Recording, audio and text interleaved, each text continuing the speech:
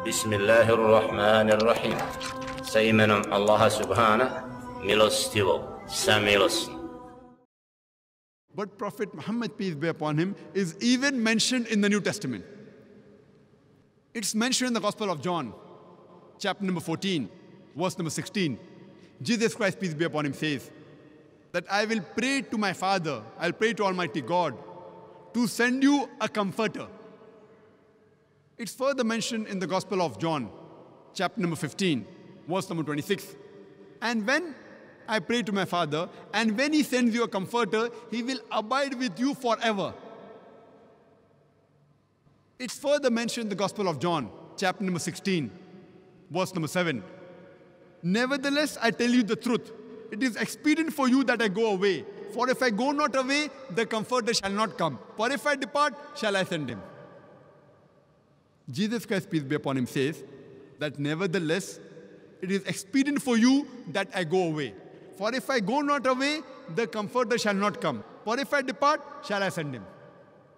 Now this comforter, if we analyze, in the original script, in the language Aramaic, it is paraclete, which means the praiseworthy, which is the translation of the name Muhammad sallallahu alaihi wasallam.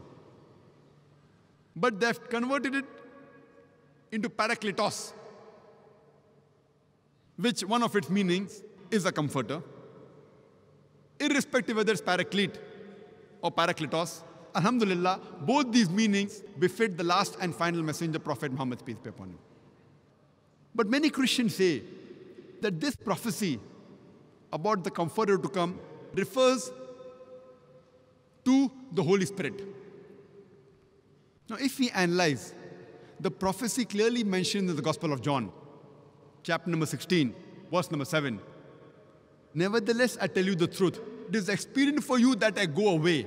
For if I go not away, the comforter shall not come. The criteria for the comforter to come is that Jesus Christ, peace be upon him, should go. If he goes, the comforter shall come.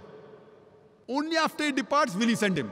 So the major criteria for the comforter to come is after Jesus Christ, peace be upon him, departs. From the Bible, we know that the Holy Spirit was already there before Jesus Christ, peace be upon him. He was there in the womb of Elizabeth.